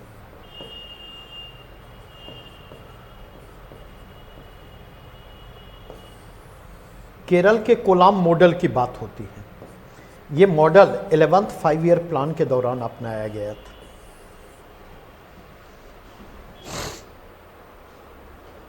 और इसमें किया क्या गया था, 4 वर्षों तक रूरल और अर्बन, कोलाम के रूरल और कोलाम जिला है, उसमें रूरल और अर्बन एरिया में जो लोकल इलेक्टेड रिप्रेजेंटेटिव थे और डिफरेंट डिपार्टमेंट थे, उनके बीच जो है निरंतर विचार विमर्श को प्रमोट किया गया और उनके बीच जो एक्सचेंजेज ऑफ आइडिया होता, उस एक्सचेंजेज ऑफ आइडिया के कंटेक्स्ट में अगर आप जाकर के देखें, इंटीग्रेटेड डिस्ट्रिक्ट डेवलपमेंट प्लान तैयार किए गए और चूंकि वहां पर प्लान मेकिंग प्रोसेस में वेरियस स्टेक होल्डर को पार्टिसिपेट करने का मौका मिला, और जब प्लान मेकिंग प्रोसेस में वेरियस स्टेक होल्डर जो हैं वो पार्टिसिपेट करेंगे तो प्लानिंग का स्वरूप जो है पार्टिसिपेटिव होगा, और ऐसी स्थिति में उसके इफेक्टिव इंप्लीमेंटेशन की संभावना बढ़ जाती है। ऐसी स्थिति में जाकर के देखें, वो वेरियस स्टेक होल्डर्स जो हैं, जो प्लान मेकिंग प्रोसेस से जुड़े रहे हैं, वो इम्प्लीमेंटेशन को लेकर के भी कंसर्न्ड होंगे, और यह कंसर्न जो है इफेक्टिव मॉनिटरिंग और इफेक्टिव इंप्लीमेंटेशन का आधार तैयार करता हुआ। अगर आप देखें तो आप देखेंगे कि 2013 में जब टुवार्ड्स होलिस्टिक पंचायती राज के नाम से एक डॉक्यूमेंट इशू किया गया था, तो उसमें कोलाम मॉडल की प्रशंसा की गई थी और कहा गया था कि इस कोलाम मॉडल को पूरे के पूरे देश में अपनाए जाने की आवश्यकता है। अगर आप इसी के कंटेक्स्ट में जाकर के देखें, जब पार्टिसिपेटिव प्लानिंग की बात कर रहा, जब मैं इफेक्टिव इंप्लीमेंटेशन की बात कर रहा, तो उसी पार्टिसिपेटिव प्लानिंग, उसी इफेक्टिव इंप्लीमेंटेशन की बात आपको 12 5-ईयर प्लान में दिखाई पड़ती। 12वीं पंचवर्षीय योजना पार्टिसिपेटिव प्लानिंग का उदाहरण बनकर के आती है, जिसमें वेरियस स्टेक होल्डर्स से इनपुट लिए गए और उस इनपुट के कंटेक्स्ट में जो है 12 5-ईयर प्लान को फाइनलाइज करने का प्रयास किया गया। अगर पार्टिसिपेशन और इम्प्लीमेंटेशन के इंटर रिलेशन को समझना चाहते, तो आप अगर देखें तो यूपीए के रीजन में जो एक कॉन्सेप्ट था नेशनल एडवाइजरी काउंसिल का कॉन्सेप्ट, जिसमें सरकार के रिप्रेजेंटेटिव होते थे, जिसमें रूलिंग पार्टी के रिप्रेजेंटेटिव होते थे और जिसमें सिविल सोसाइटी के रिप्रेजेंटेटिव होते थे।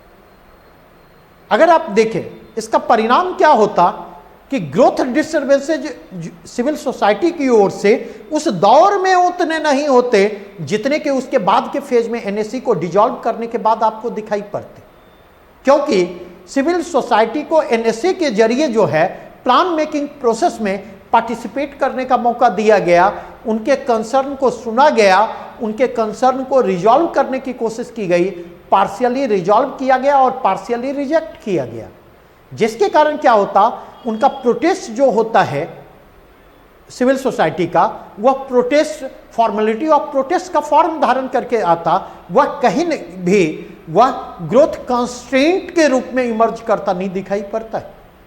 तो इस चीज को रुक करके समझने की जरूरत है। और बार बार जो मैं बात कहता कि अगर किसी चुटके नोट्स के सहारे इन चीजों को आप डेवलप करने की कोशिश करेंगे तो that is next to impossible. उसके लिए आपको टेक्स्ट बुक की ओर जाना होगा, उसके लिए आपको न्यूज़पेपर की ओर जाना होगा, उसके लिए आपको एक लार्जर पर्सपेक्टिव में जाकर के आपको चीजों को देखने की कोशिश करनी होगी, अदरवाइज फिर मुश्किलें बढ़ेंगी। नेक्स्ट,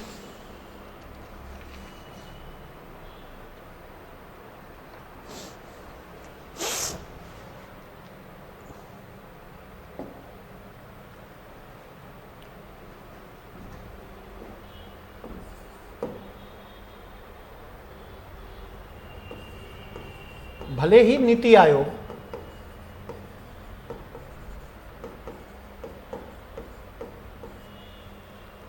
बॉटम अप अप्रोच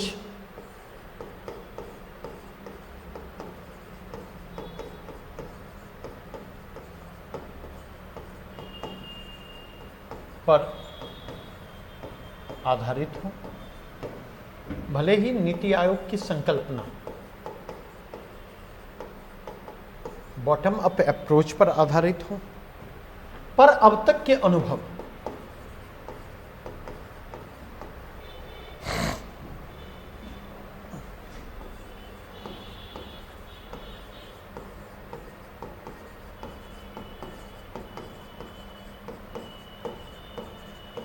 यह बतलाते हैं कि उसने इस अप्रोच को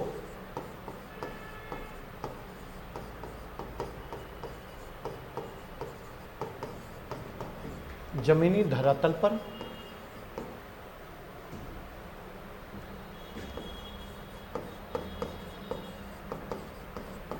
उतारने की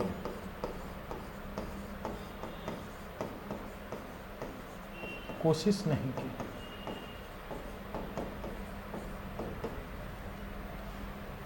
इस कथन पर विचार करें।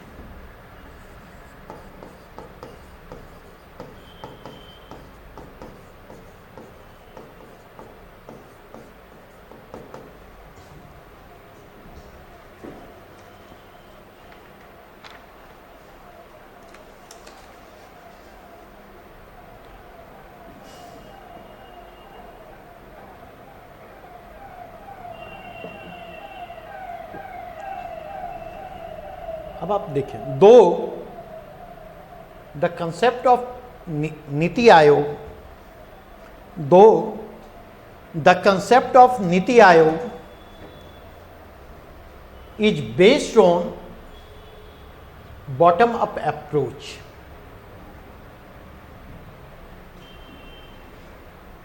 but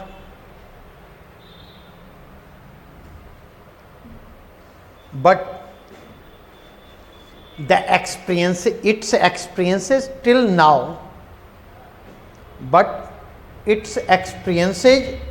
now indicates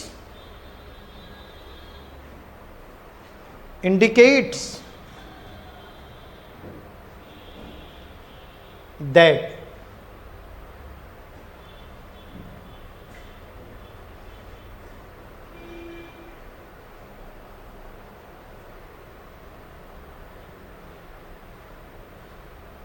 these approaches had been unable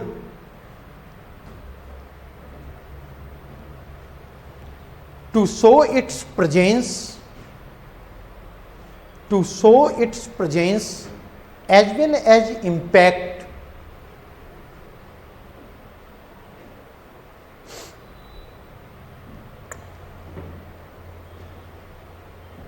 at the grassroots level.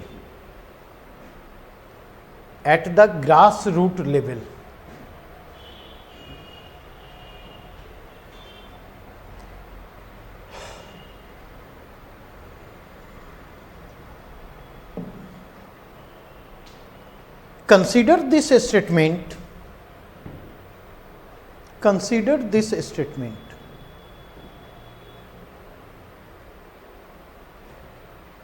नहीं, अगर इस प्रश्न को देखें, प्रश्न है नीति आयोग एंड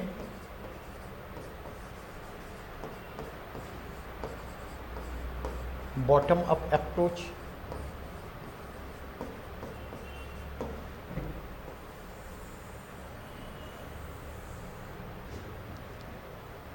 अगर आप देखें तो पहला डायमेंशन मैं इंडिकेट करना चाहूंगा, चार्टर ऑफ नीति आयोग देखें।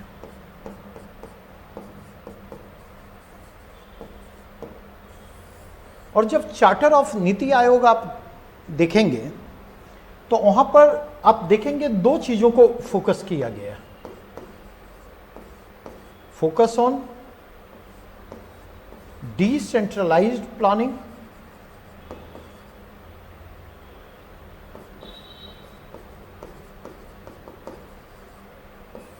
Bottom up approach. एक मिनट, शब्द थोड़ा सा, डिसेंट्रलाइजेशन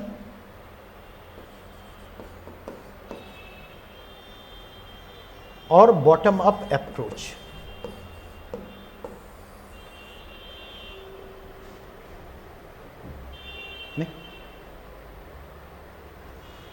और अगर इस पॉइंट ऑफ व्यू से देखा जाए तो आवश्यकता किस बात की थी?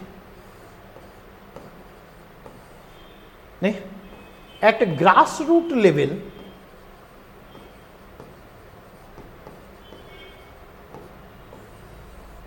इसके लिए आवश्यकता इस बात की थी, नंबर वन,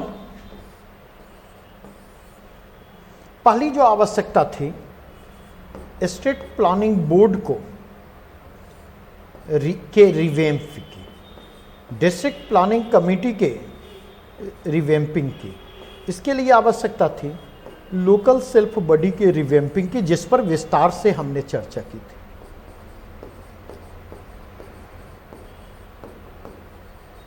रिवैम्पिंग की आवश्यकता थी। और अगर इसके कंटेक्स्ट में जाकर के देखें तो केवल इसके रिवैम्पिंग की आवश्यकता नहीं थी, बल्कि अगर इसके कंटेक्स्ट में देखें तो इसके अनुरूप ब्यूरोक्रेटिक माइंडसेट में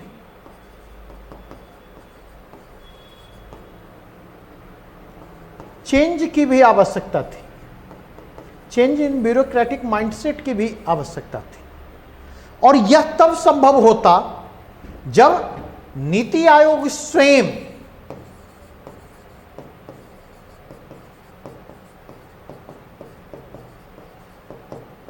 आगे बढ़कर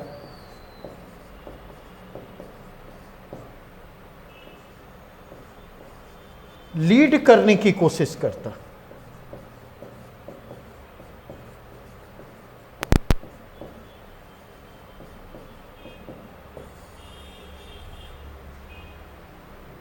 नहीं, और यह कब संभव होता? जब नीति आयोग स्वतंत्र एवं स्वायत्त संस्था के रूप में काम करे।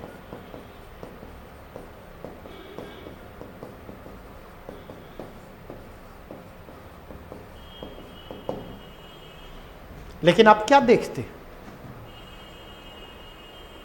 अब कुछ प्रैक्टिकल एग्जाम्पल इसके ले लें।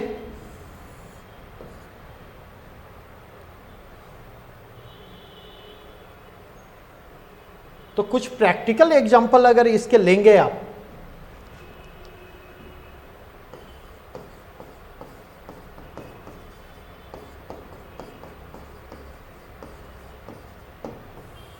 प्रैक्टिकल एग्जाम्पल अगर लेने की कोशिश करें तो प्रैक्टिकल एग्जाम्पल के बतौर सबसे बेहतर उदाहरण जो हो सकता है, डीमोनेटाइजेशन तो है ही,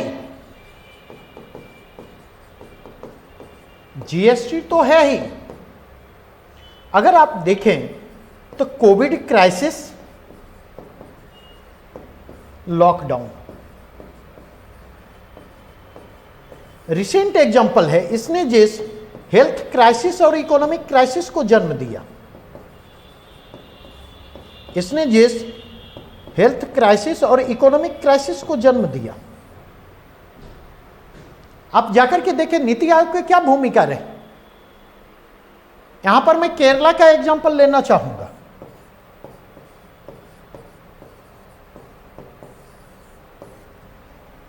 यहां पर केरला का एग्जांपल लेना चाहूंगा। केरला, यदि इनिशियली केरला को इफेक्टिवली कोविड को चेक करने में सफलता मिली, तो उसका एक महत्वपूर्ण रीजन यह है कि केरला ने जो है वो डिसेंट्रलाइज्ड अप्रोच के साथ कोविड क्राइसिस, और कोविड क्राइसिस ने जिस प्रकार के चैलेंजेस को जन्म दिया, उस चैलेंजेस को उसने उस तरीके से रेस्पॉन्ड करने की कोशिश की। और चूंकि उसने उस तरीके से रेस्पॉन्ड करने की कोशिश की, इसलिए केरला को वहां पर इफेक्टिवली इस चीज को चेक करने का मौका मिला। यद्यपि आप जाकर के देखें तो लेटर फेज में जब समस्या लंबी खींचती है तो धीरे धीरे केरला भी उस क्राइसिस से अपने आप को अनअफेक्टेड नहीं रख पाता, वहां पर भी चीजें बिगड़ती चली जाती। लेकिन सारी चीजों के बावजूद देखें, हमें इस चीज की तारीफ करनी होगी। अदर फैक्टर भी है, मैं ये नहीं कहता कि अदर फैक्टर नहीं, अदर फैक्टर भी वहां पर मौजूद है, लेकिन उस अदर फैक्टर को इसके के अलावा ये एक महत्वपूर्ण फैक्टर है। इसके अलावा अगर आप जाकर के देखें, अगर इसके कंटेक्स्ट में आप जाकर के देखें तो यहां पर प्रैक्टिकल एग्जांपल के कंटेक्स्ट में, प्रैक्टिकल एग्जांपल एक और चीज में लेना चाहूंगा, डिजास्टर मैनेजमेंट का।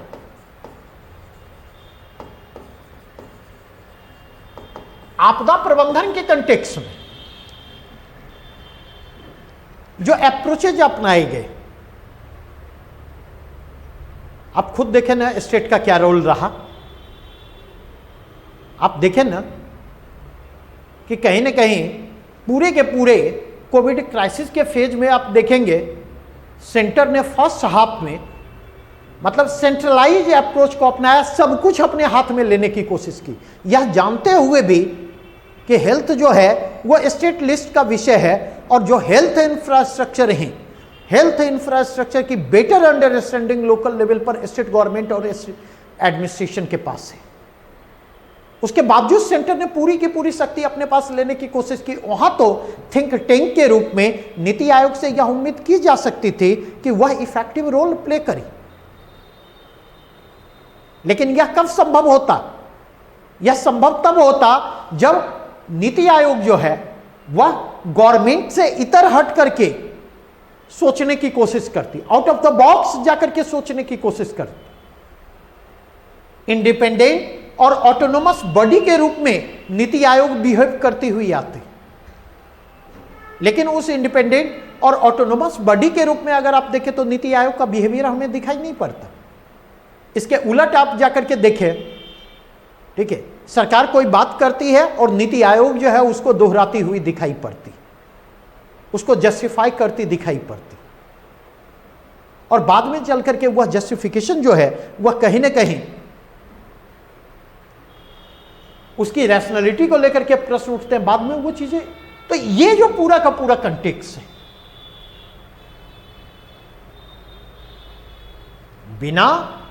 बिना डिसेंट्रलाइज्ड बॉडी को स्ट्रेंथन किए, एम्पावर किए, डिसेंट्रलाइज्ड प्लानिंग को व्यवहारिक धरातल पर उतारा नहीं जा सकता।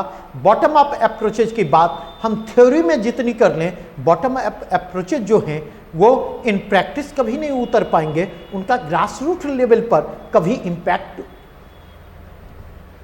क्रिएट नहीं हो पाएगा। तो ये वे कंटेक्स्ट हैं जिस कंटेक्स्ट में हमने चर्चा की। एक दो मुझे लगता है आपके जो प्रश्न थे लगभग प्रश्नों को हमने रिस्पॉन्ड किया। एग्रीकल्चर पर जो प्रश्न हैं जब एग्रीकल्चर सेक्टर में आऊंगा तब मैं रिस्पॉन्ड करूंगा। एक दो प्रश्न हैं जिनको मैं पहले डिस्कस कर चुका था। रीजनल प्लानिंग की बिहार के कंटेक्स्ट में भूमिका मैं नहीं कह सकता, जिन्होंने प्रश्न दिया था उन्होंने वो क्लास किया था या नहीं किया था, या अगर किया था तो फिजिकली ही थे या मेंटली भी थे, ठीक है। कल मैं दो तीन प्रश्न मेरे सामने हैं जिसको मैं कल उठाने जा रहा हूं आपके साथ, और वो प्रश्न हैं कि इन्वेस्टमेंट को अट्रैक्ट कर पाने और अपने ग्रोथ और डेवलपमेंट को एक्सेलरेट कर पाने में जो बिहार की असफलता है, एक उसको मैं डिस्कस करने जा रहा। दूसरा प्रश्न जो है अर्बनाइजेशन और इकोनॉमिक ग्रोथ के कोरिलेशन। अच्छा, मुझे लगा यह प्रश्न अच्छा है और इस चीज़ को बिहार के 5th फिनांस कमीशन ने अपने रिकमेंडेशन में फोकस किया है, तो एक इस प्रश्न को मैं डिस्कस करूंगा और भी टॉपिक मैं देखता हूं, इस पर आगे कंटिन्यू करूंगा। आपके पास अगर आपके पास कोई प्रश्न होंगे तो मैं सजेस्ट करूंगा कि अगले 2-3 घंटे के दौरान डाल देंगे, क्योंकि आपके प्रश्न बहुत मायने रखते हैं। कई बार जेन्युइन कंसर्न के साथ जब आपके प्रश्न आते हैं तो उससे क्लास और डिस्कशन के लेवल को ऊपर उठाने में हमें मदद मिलती है कई बार। क्योंकि देखिए, इस चीज़ को समझें कि सारी चीज़ों के बावजूद मेरे एक लिमिटेशन है, ठीक है, मेरे एक लिमिटेशन है। कई बार होता है कि एक सुविधाजनक रास्ते की तलाश हमें भी करनी होती है।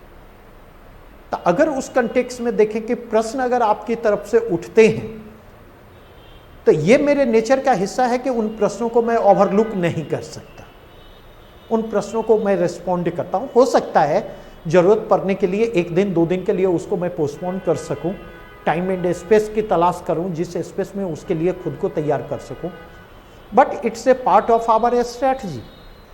और इसलिए मैं कहूँगा कि एटलीस्ट इस फ्रंट पर आपको थोड़ा सा रिस्पॉन्सिव होना चाहिए। इस प्रश्न पर आप प्रश्न को डालते रहें, हम उस हिसाब से अपने को एडजस्ट करते चलेंगे। तो आज के लिए बस इतना ही। Thanks a lot.